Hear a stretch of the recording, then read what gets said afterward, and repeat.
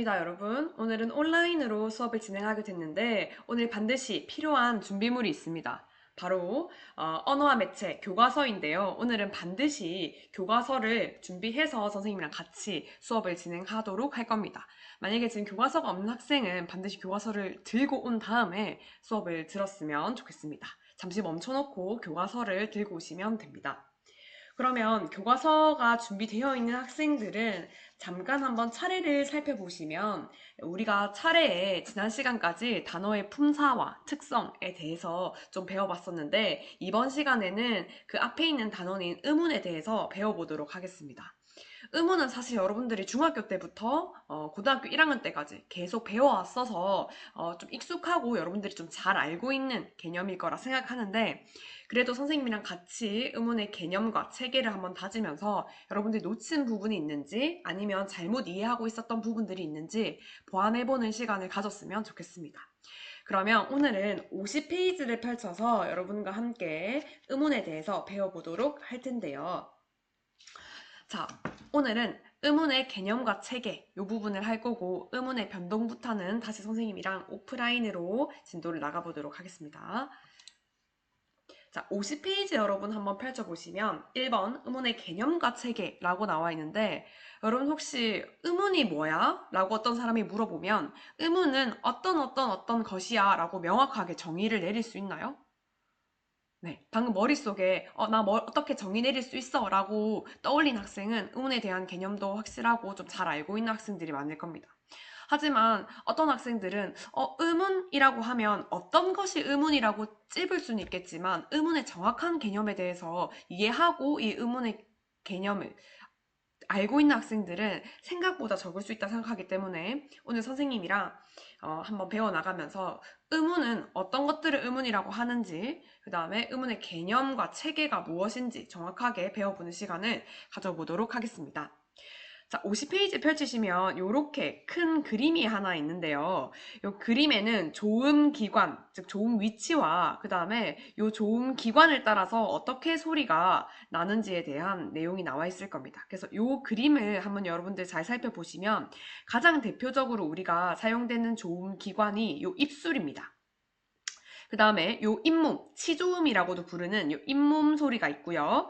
그 다음에 요 입안 중에서도 센 입천장 소리라고 부르는 경구개와 그 다음에 여린 입천장이라고 부르는 연구개 그리고 여기 후두 쪽 이렇게 있습니다. 그래서 여러분들이 이런 좋은 기관을 잘 살펴보시되 요 중에서도 입술, 그 다음에 잇몸, 그 다음에 센 입천장, 여린 입천장, 그 다음에 후두 이쪽을 한번 살펴보시면 좋을 것 같아요.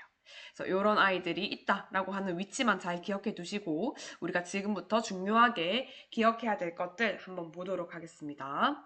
천천히 하나씩 읽어볼게요. 허파에서 나오는 공기가 목청, 후두, 울대막에 모간, 입안, 코안을 통과하는 동안 여러 기관의 작용에 따라 구체적이고 다양한 말의 소리가 만들어집니다. 이때 작용하는 여러 기관을 조음기관 또는 발음기관이라고 한다. 밑줄 한번 꺼볼까요? 이런 조음기관, 발음기관의 영향을 받아서 만들어지는 것들이 자음과 모음인데요. 자음과 모음의 특성을 조금 여러분들이 구분해 놓을 필요가 있습니다. 밑줄 한번 꺼볼게요. 자, 말소리가 만들어지는 과정에서 공기의 흐름이 조음기관, 즉 발음기관의 방해를 많이 받으면 자음이라고 부르고요. 그 다음에 별다른 방해를 받지 않으면 모음이라고 부른다라고 하는 거 밑줄 한번 꺼볼까요? 자, 자음과 모음의 차이는 이런 말소리가 만들어지는 동안 공기 흐름이 조음기관의 방해를 받느냐 마느냐에 대한 차이인데요. 자음의 요 한자를 보시면 무슨 한자인지 아시겠나요? 그렇죠. 아들 자자죠. 그 다음에 모음의 요 모자는 그렇죠. 오미 모자입니다. 그래서 여러분 여기에 착안해서 우리가 한번 생각해보면 아들은 엄마가 없이는 어디를 가거나 무엇을 사는데 아무래도 제약이 좀 있을 따름이겠죠. 그래서 조음기관의 방해, 장애를 받는 모음이다. 받는 의문이다 라고 하면 자음이라고 생각하시면 됩니다. 그 다음에 엄마는 아들과 달리 어딜 가거나 무엇을 사는데 별로 크게 제약은 없겠죠. 즉 방해는 없겠죠. 그래서 방해를 받지 않는 의문은 무엇이냐 라고 하면 모음이라고 생각하시면 되겠습니다. 그래서 이렇게 두 개를 정리해보면 공기의 흐름이 좋은 기관의 방해를 받는 의무는 자음이고요. 그 다음에 방해를 받지 않는 의무는 모음이다 라고 생각하시면 되겠습니다. 자, 그래서 지금부터는 선생님이랑 51페이지에서 의문의 개념에 대해서 한번 자세히 알아보는 시간을 가지도록 하겠습니다. 의문의 개념에 대해서 정확히 알기 전에 여러분들이 구분해 내셔야 되는 네 가지의 개념이 있는데요. 첫 번째 음향이라고 하는 개념이고요. 두 번째 음성이라고 하는 개념이고, 세 번째 음운이라고 하는 개념이고, 네 번째는 변이음이라고 하는 개념입니다. 그 중에서도 음운과 변이음에 대해서는 여러분들이 조금 헷갈리실 수 있기 때문에 선생님이 뒤에서 예시로 한 번 더 살펴드리도록 하겠습니다. 자, 우선 이 음향과 음성이 어떻게 다르냐면 사람의 발음기관을 통해 나오는 말소리를 우리가 음성이라 그럽니다. 그리고 자연의 소리를 우리는 음향이라고 부릅니다. 자, 그러면 우리가 자고 일어났을 때 아침에 굉장히 기분 좋게 들리는 새소리 같은 것을 음성이라 부를까요? 음향이라 부를까요? 그렇죠. 당연히 음향이요 라고 여러분들이 생각하는 걸 알 수 있습니다. 그래서 그런 자연의 소리가 음향이고 사람의 목소리를 통해 나오는 소리가 음성이다 라고 생각해 주시면 이러한 음성은요 굉장히 물리적이고 경험적인 구체적인 소리입니다. 그런데 반면 우리 음운이라는 소리는 음운은 머릿속에서 인식하는 추상적이고 관념적인 소리라는 점에서 음성이랑 구별된다 라고 이야기를 하는데 굉장히 어렵고 조금 추상적인 서술이죠. 그래서 요거를 선생님이 어떻게 설명하면 좋을까 하다가 예시를 하나 들고 왔어요. 그러니까 음성은 우리 모두가 가지고 있는 겁니다. 예를 들어 남학생 중에서도 목소리가 좋은 사람은 낮은 음성을 가지고 있을 수도 있고 여학생 중에서도 굉장히 목소리가 높은 음성을 가지고 있을 수도 있고 이러한 개개인 사람들의 말소리가 음성이라면 이 사람들이 음성을 내는 것을 추상적으로 모아서 우리 머릿속에 관념화된 것을 음운이라고 하는 건데 선생님이 예시를 떠올리다가 혹시 여러분 무한도전 아시나요? 선생님이랑 여러분 세대 차이가 별로 안 나니까 선생님 어렸을 때부터 굉장히 재밌게 본 예능 중에 무한도전이 있었는데 거기에 노홍철 씨가 나와요. 그래서 그 노홍철 씨의 예시를 한번 들어보면 이 노홍철 씨가 안 되는 발음이 있거든요. 특히 요 시옷 발음을 정말 못합니다. 그래서 맨날 쓰 이렇게 발음을 하는데요. 이 노홍철 씨가 숲속을 샅샅이라고 이야기를 하지만 이것은 노홍철 씨의 음성입니다. 하지만 우린 이런 음성을 듣고 th라고 생각하지 않고 숲속이라고 시옷을 떠올리게 되죠. 그럼 머릿속에 떠올리게 되는 그런 추상적이고 관념적인 소리. 즉 노홍철 씨가 음성으로 숲속이라고 말했더라도 발음이 안 좋더라도 우린 이것을 시옷이구나 라고 우리의 음운 체계 안에서 추상적이고 관념적인 소리 시옷으로 받아들이는 것을 음운이라고 합니다. 조금 어렵게 설명했는데 약간 생각해보면 음성은 모두가 가지고 있는 구체적이고 경험적인 우리가 듣는 소리라면 그 속에서도 우리가 시옷이다, 니은이다, 디귿이다 라고 인식할 수 있는 우리 머릿속에 이미 박혀있는 추상적이고 관념적인 소리를 음운이라고 한다 라고 생각해 두시면 될 것 같습니다. 그래서 이렇게 하나 구분해 보시고 그 다음에 음운과 변이음의 차이점은 음운은 의미 차이를 만들어낸다 라는 점에서 의미 차이를 만들어내지 못하는 변이음과 구별하셔야 됩니다. 예를 들어서 얘들아 여기 다가서기 한번 볼까요? 여기 다가서기가 50페이지에 나와 있는데요. 50페이지에 보시면 다음 짝지어진 단어의 의미를 구별하는 최소의 단위가 무엇인지 한번 찾아봅시다. 그래서 여기 보시면 각각 초성인 디귿과 미음 에 의해서 지금 의미가 달, 말 이렇게 달라지고 있죠. 그래서 이런 의미 차이를 만들어내는 아이들을 음운이라 그럽니다. 그 다음에 볼, 벌 아이도 보시면 중성의 오와 어에 의해서 지금 단어의 의미가 달라지고 있고요. 설, 섬 이것도 다른 건 다 똑같은데 종성에 있는 리을과 미음의 차이에 의해서 리을, 미음 이렇게 단어의 의미가 구별되는 최소의 단위를 우리 리을, 미음이라고 합니다. 그래서 예를 들면 달과 말은 나머지 구성 요소를 갖고 디귿과 미음에 의해서 의미 차이가 생기는데 이때 디귿과 미음을 하나의 의문이라고 한다라는 개념으로 접근하시면 되겠습니다. 그래서 두 단어의 의미를 구별짓는 최소의 단위를 우리 의문이라고 한다라고 기억하시면 되겠고 그럼 변이음은 뭐예요? 라고 이야기를 하시면 변이음은 의미 차이에 기여하지 못하는 그래서 의미 차이를 구별할 수 없는 하나의 음운에 속하는 소리를 변이음이라고 하는데요. 여기 교과서에 예시가 들어져 있는 게 반면 고기에서 두 기역의 소리, 실제 소리는 K와 G로 서로 다르지만 우리는 두 소리를 구별하여 의미 차이를 만드는 데 사용할 수 없다라고 굉장히 어렵게 설명되어 있지만 쉽게 풀이하면 자, 이 음운은 추상적이고 관념적인 소리이면서 두 단어의 의미를 구별짓는 의미 차이에 기여합니다. 하지만 변이음은 의미 차이를 내지 못하기 때문에 우리가 요 아이가 실제 음성적으로는 차이가 있더라도 하나의 음운이다 라고 인식하는 소리인데요. 예를 들어 한국의 고기라고 하는 말을 영어로 알파벳으로 바꿔보면 이렇게 앞에 있는 기역은 K로 쓰이고요. 뒤에 있는 기역은 G로 쓰일 겁니다. 이게 발음할 때 성대를 울리는 유성음과 그 다음에 무성음의 차이인데요.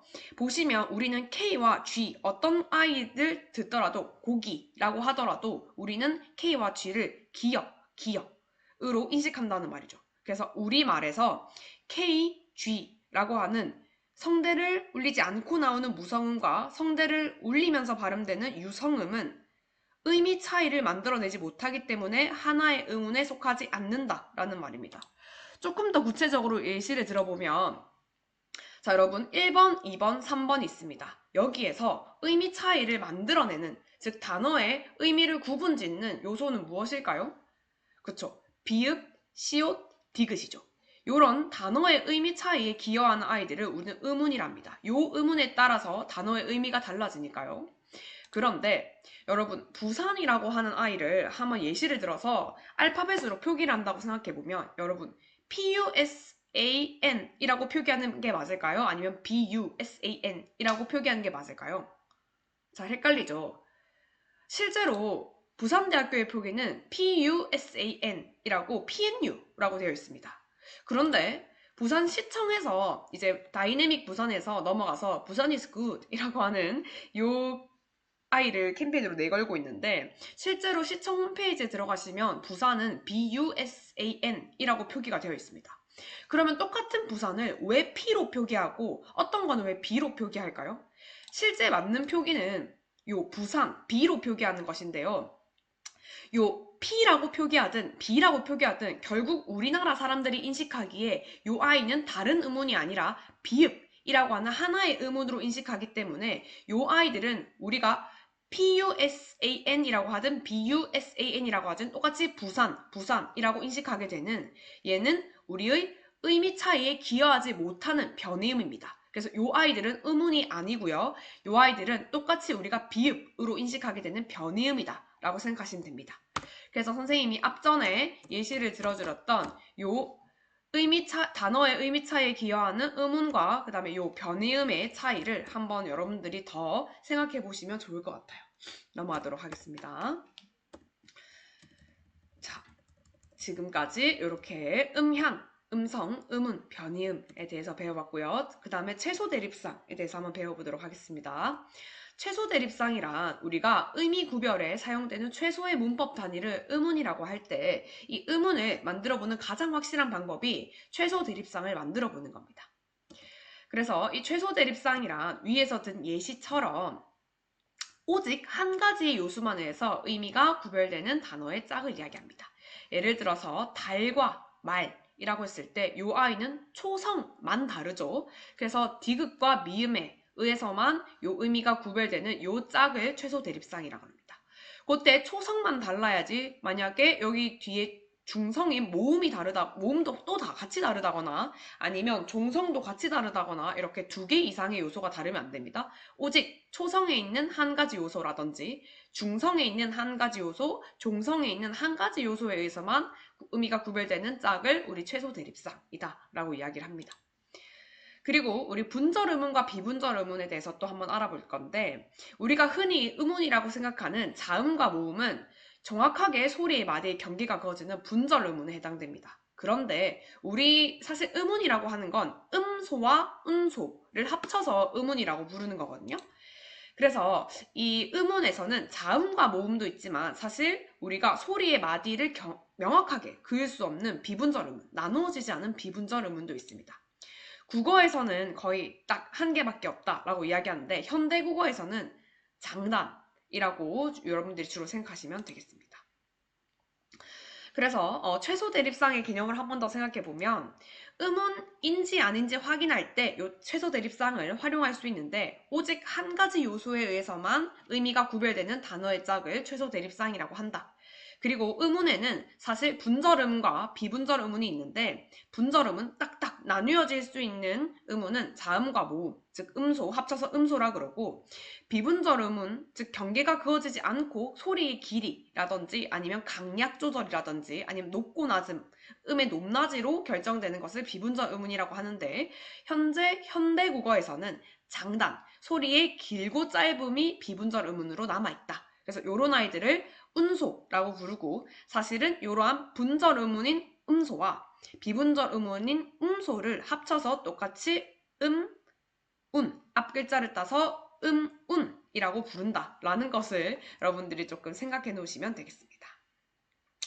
그래서 확인하게 한번 살펴보시면 다음에서 이거 말하다 말이죠. 최소 대립상인 것과 아닌 것을 구별하고 최소 대립상으로 어떤 것들이 더 있는지 확인해보자 라고 했을 때 요 최소 대립상인 것, 날, 달, 말, 발, 그 다음에 물, 쌀 요런 아이들 있고요. 보시면 날, 달, 그 다음에 발, 쌀 요런 것들은 초성이 다르기 때문에 초성 하나만 달라서 생기는 단어의 쌍이고 그 다음에 말, 물 요런 아이들은 중성 있죠. 모음 요 모음이 아, 우로 달라서 생기는 쌍이다 라고 생각하시면 되겠고 최소 대립상이 아닌 것들은 감, 설, 창 요런 아이들이 있는데 예를 들어 비교해 보시면 여기 날과 감 같은 경우에는 초성도 다르고요. 그 다음에 받침인 종성도 달라요.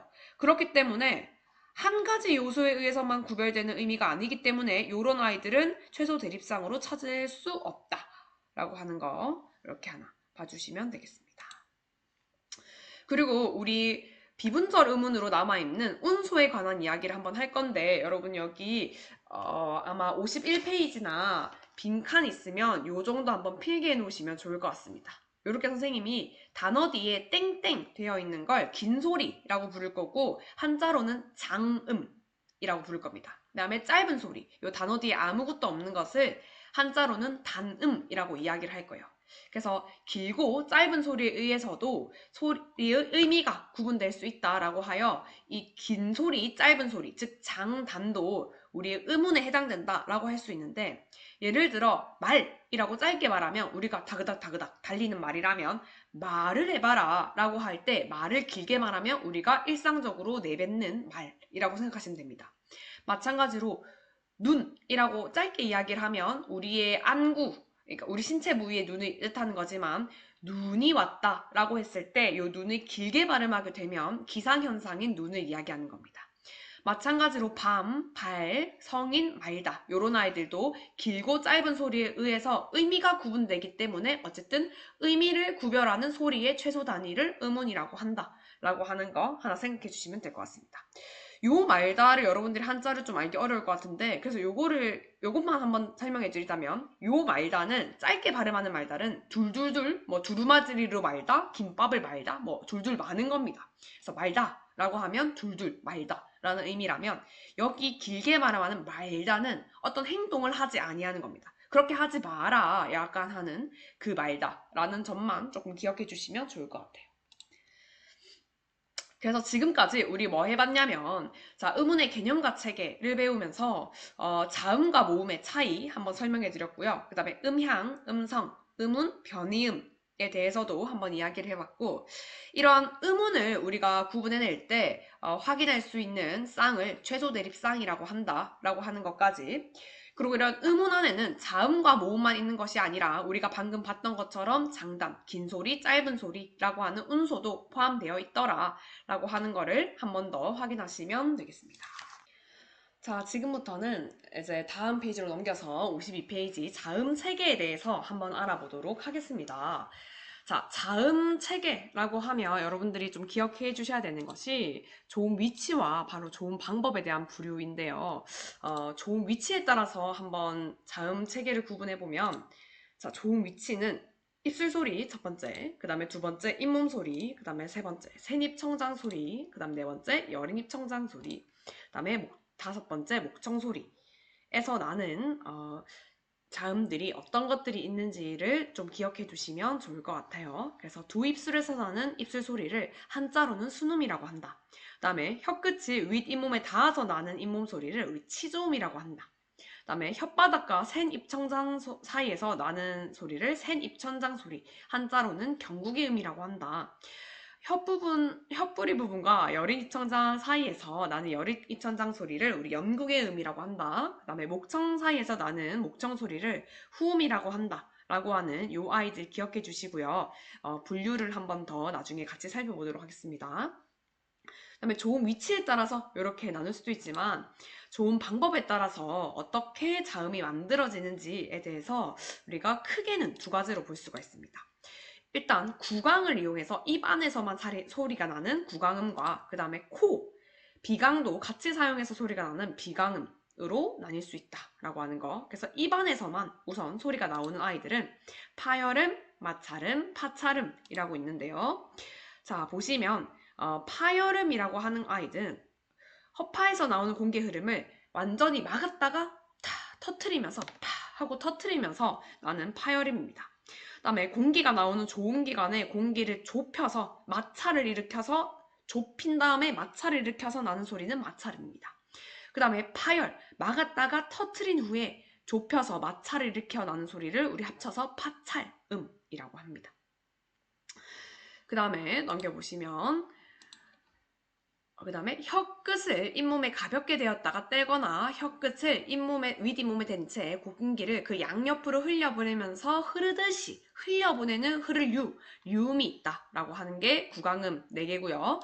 그 다음에 비강음이라고 하는 아이는 비음 하나밖에 없습니다. 코로 나는 거니까 여린입 청장과 목젖을 내려 공기가 코로 들어가도록 해서 나는 소리가 비음이다 라고 생각을 하시면 선생님이 요까지 한번 정리를 해보면 이렇게 좋은 위치 하나, 둘, 셋, 넷, 5가지 기억하시고요. 그 다음에 좋은 방법 하나, 둘, 크게 2가지로 나눠서 구강음 안에는 파열, 마찰, 파찰, 유음 그 다음에 비강음 안에는 비음 이렇게 자음을 분류하는 기준을 조금 여러분들이 기억하시면 좋을 것 같습니다.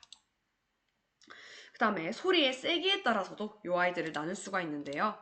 보시면 소리의 세기에 따라 그냥 예사소리, 된소리, 거센소리 이렇게 나눌 수도 있고 목청 떨림의 여부에 따라 울림소리인 유성음과 안울림소리인 무성음으로 나눌 수 있는데 선생님 아까 이야기했죠? 울림소리인 유성음, 안울림소리인 무성음은 우리 국어에서는 음운으로 작용하지는 못한다. 변이음이다 라고 하는 걸 부산, 푸산 이렇게 말해드리면서 비 이렇게 이야기를 해드렸습니다. 그래서 한번 다시 생각해 보시면 자음 체계를 좋은 위치, 그 다음에 좋은 방법으로 나눌 수도 있지만 소리의 세기에 따라 자음을 평음, 경음, 격음으로 나눌 수도 있고 목청 떨림의 유음에 따라서 울림 소리의 유성음과 그 다음에 안 울림 소리의 무성음으로 나눌 수도 있다라고 하는 거. 그 다음에 주로 비음, 유음, 모음들이 울림 소리, 성대를 울리면서 나는 소리고요. 비음과 유음을 제외한 나머지 자음들이 보통 안 울림 소리, 성대를 울리지 않고 나는 소리다 라고 하는 거 하나 생각해 주시면 되겠습니다. 자, 그 다음에 아까 살펴보시면 자, 좋은 위치와 좋은 방법을 기준으로 한 현대국어의 자음체계는 다음과 같다. 요 자음체계표를 여러분들 외우셔야 됩니다.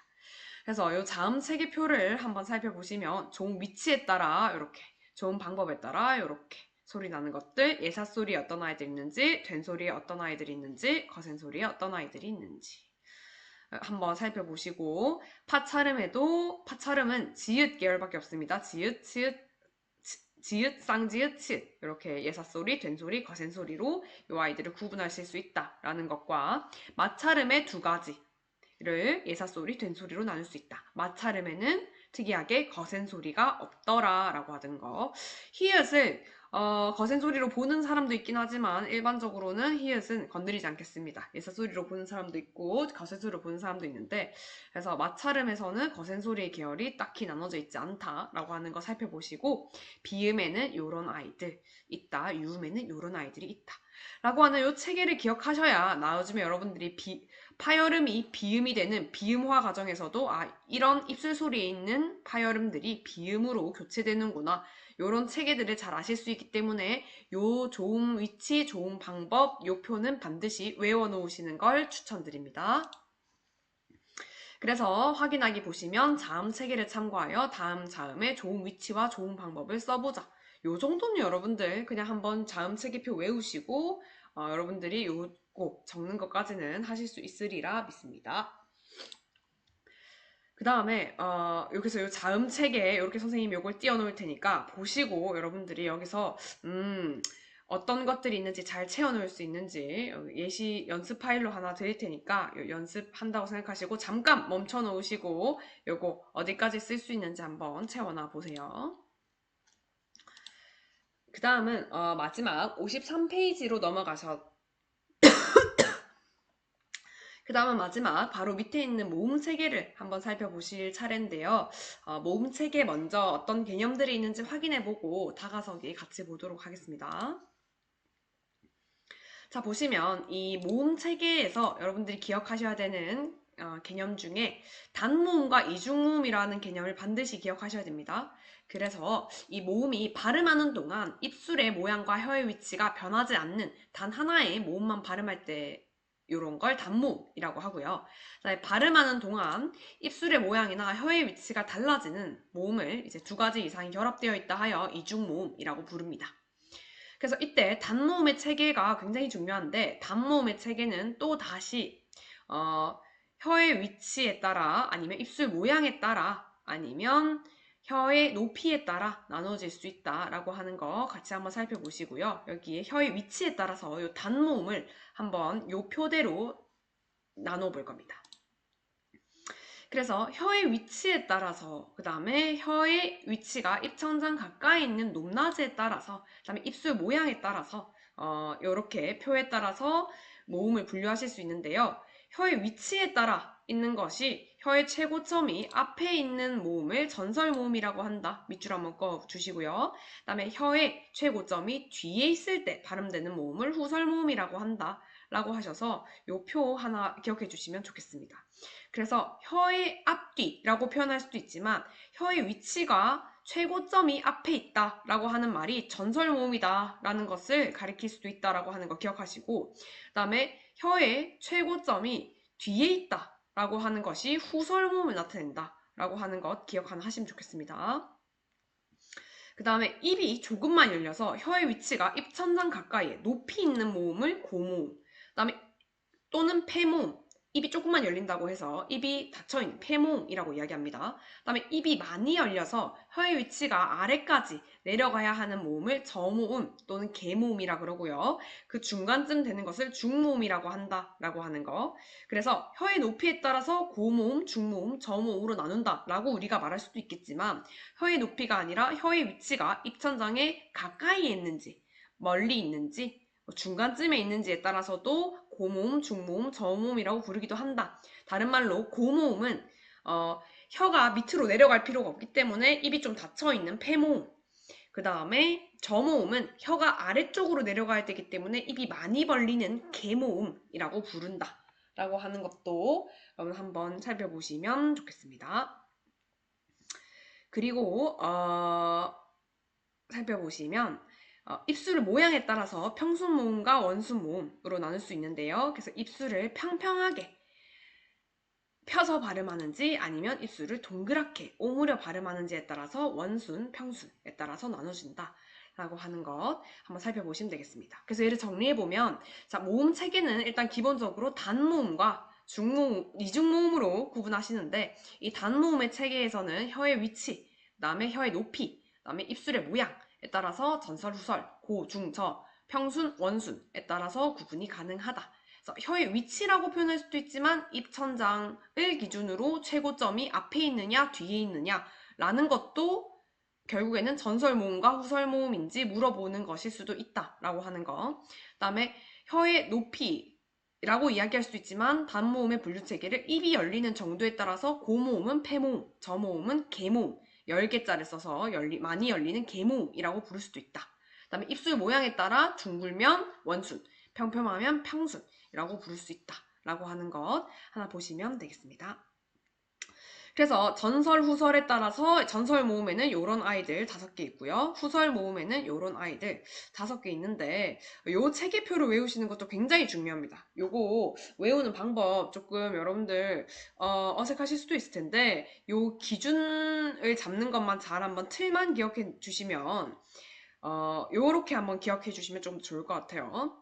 니네 책, 그거나 주오, 위외 이렇게 외우시면 조금 더 편합니다. 니, 내, 책, 그거, 나, 주오, 그 다음에 전설의 원수는 그냥 위외 이렇게 외워주시면 조금 더 단모음에 뭐가 있었지? 단모음 10가지 외우는데 팁으로 활용하시면 되겠습니다. 그 다음에 이중모음인데요. 이중모음은 반모음과 단모음이 결합하여 만들어진다라고 하는 거. 그래서 혀가 이의 자리에서 다음 자리로 옮겨갈 때 발음되는 반모음이 요 아이고, 그 다음에 오우의 자리에서 다음 자리로 옮겨갈 때 발음되는 반모음이 요 반모음 W라고 부른다.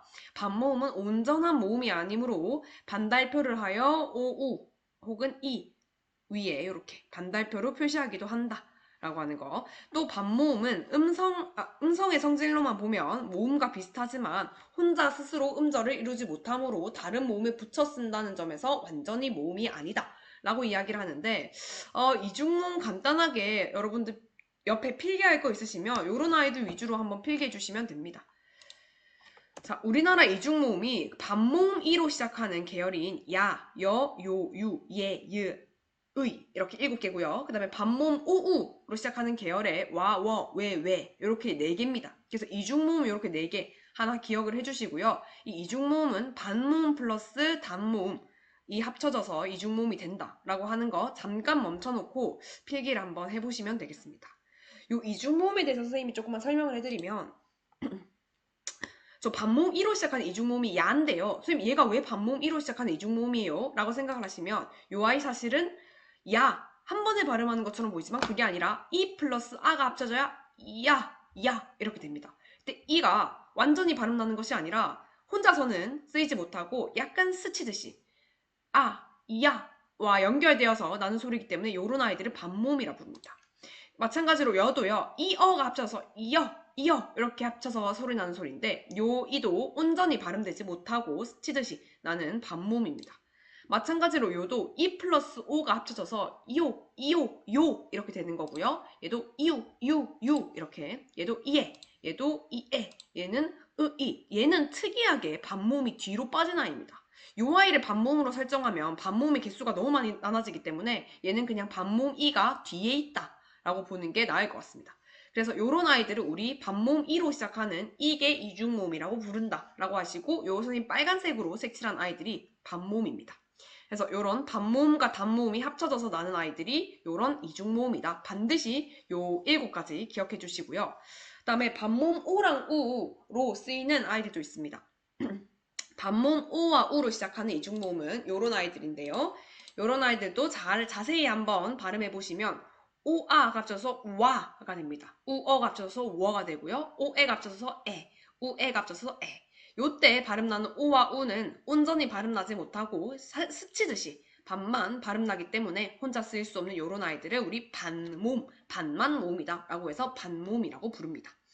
그래서 우리 국어에서 반모음 계열은 요 2가지밖에 없습니다. 반모음 이와 그 다음에 반모음 오우 요 2가지밖에 없는데요. 얘네를 알파벳으로 반모음 이를 J라고 쓰기도 하고요. 그 다음에 반모음 오우를 오우 구분하지 않고 그냥 W라고 이야기하기도 합니다. 또 반모음 이를 Y라고 부르기도 하는데요. 그래서 반모음 이는 총 3가지로 반모음 이라고 부를 수도 있고 J라고 부를 수 있고 Y 라고 하셔도 반모음을 뜻하는 거구나. 반모음은 이렇게 이중모음 중에서 혼자 소리 나지 못하고 이렇게 스치듯이 앞에 나는 이런 아이들이 다 반모음이구나. 우리 국어에는 반모음이 요 반모음 이와 반모음 오우 2가지 계열이 있구나 라고 하는 것만 생각해 주시면 되겠습니다. 그러면 우리 53페이지로 마지막 넘어가셔서 요거 한 번만 하고 마치도록 하겠습니다. 자, 요 다가서기 여러분들 스스로 한번 풀어보시고요. 이중모음 찾아내라, 단모음 찾아내라 하는 거기 때문에 여러분들 한번 잘 살펴보시면 되겠고, 그 다음에 발음할 때 입술 모양이 동그랗게 오므려지는 모음 찾아보자. 뭐 단모음에서 원순모음 찾으라는 이야기죠. 그래서 요런 오우 찾아내시면 되고, 좀 주의하실 건 얘들아, 여기서 원순모음이라고 하는 것은 단모음에서 원순모음을 찾는 겁니다. 그래서 요런 아이들은 이중모음이기 때문에 원순모음이라고 일반적으로 하진 않습니다. 그래서 요런 원순모음 찾아라 뭐 이렇게 하면 단모음 내에서 우리가 봤던 체계 있죠. 요 체계, 단모음의 체계 내에서 찾아내는 거지 이중모음을 여러분들 건드리시지는 않아도 됩니다. 그래서 넘어가시고 마지막 학습 문제 우리 같이 풀어보도록 하겠습니다. 자, 그래서 국어의 자음이 좋은 위치와 방법에 따라서 어떻게 나눠지는지 말해보자. 좋은 위치, 이렇게 선생님이 아까 한 거. 그 다음에 좋은 방법. 구강음이랑 비강음 나누어서 구강음에 4개, 비강음에 1개. 요거 우리 필기하신 거 그대로 적으시면 되고요. 그 다음에 모음 체계를 세우는 기준이 되는 거 모두 찾아보자. 1번, 3번, 4번이었죠. 그래서 음의 길이는 음운이다. 비분절 음운이었죠. 그래서 이런 것들 한번 살펴보시면 되겠습니다. 그 다음에 3번 음운 체계에 관해 탐구해보자 라고 하는 건데 여러분들도 한번 생각을 해보시면 더 좋을 것 같아요. 자, 외국인이 그림에서 빵 주세요 라고 이야기를 했는데 이 사람이 빵을 달라는 건지 아니면 진짜 방이 있냐고 물어보는 건지 헷갈립니다. 근데 맥락상 요 양념 먹는 브레드 빵을 달라고 했을 것 같은데 왜 외국인이 빵이라고 이야기를 했는지 생각해보면 자, 아까 우리 부산에 B랑 P를 쓰는 것처럼 우리 국어에서 B와 P라고 하는 무성음과 유성음의 계열은 음운으로 작용하지 못한다는 거 기억나시죠? 그것처럼 외국인한테도 사실은 외국인들이 하기에 비읍, 그 다음에 쌍비읍, 그 다음 피읍이라고 하는 요 거센 소리가 얘네 음운 속에 없습니다. 그래서 얘네는 우리가 방이라고 하든지 빵이라고 하든지 팡이라고 하든지 전부 다 똑같은 음운으로 받아들일 거예요. 그래서 국어와 달리 영어의 경우에는 비읍, 그 다음에 쌍비읍, 그 다음 피읍이라고 하는 오히려 예사소리, 그 다음에 된소리, 거센소리가 음운으로 없는 겁니다. 그래서 이런 아이들이 의미를 변변하는 의문의 기능을 하지 못하기 때문에 영어를 사용하였던 외국인이 우리말은 배웠으나 예사소리, 된소리를 구별하여 구사하는 데는 못했을 것이다 라고 하는 거. 그래서 살펴보시면 영어는 이러한 무성음, 유성음을 구분하는 것이 음운으로 잡혀져 있지만 우리나라에서는 예사소리, 된소리, 거센소리를 음운으로 인식하고 푸산이라고 하든 부산이라고 하든 우리는 똑같이 부산이라고 생각하듯이 무성음과 유성음의 차이는 우리의 음운 속에 들어와 있지 않다라고 하는 거. 여기 예시답 한번 보면서 여러분들이 보시면 되겠습니다. 그 다음에 우리나라 사람들이 외국어를 배울 때 또는 외국인이 국어를 배울 때 특히 발음하기 어려워하는 소리가 무엇일까라고 해보면 이런 예시가 특히 R이랑 L이죠. 선생님도 이거 진짜 어렵더라고요. 그래서 이런 것도 우리말에서는 변이음에서 우리는 다 리을로 인식하는데 외국 화자인 경우에는 R, L 정확하게 구분하시더라고요.